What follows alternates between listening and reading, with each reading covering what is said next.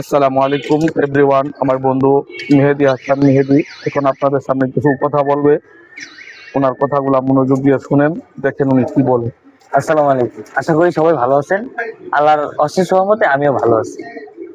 তো আমরা জানি দীর্ঘ 17 বছর একটা প্রতারণার মাঝখানে ছিলাম আমরা, যে দেশটা হচ্ছে আপনার একদম বিলুপ্ত হয়ে যাইতেছিল। তো এখন আমরা আল্লাহর রহমতে এই পাপ থেকে বেঁচে আসছি বা সম্ভাবনা আছে।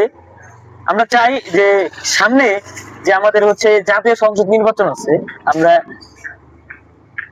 হাত পাকে একটা ভোট চাই। কারণ যেহেতু দেশটা হচ্ছে আমাদের ইসলামিক দেশ, ইসলামিক প্রচারণা করা উচিত।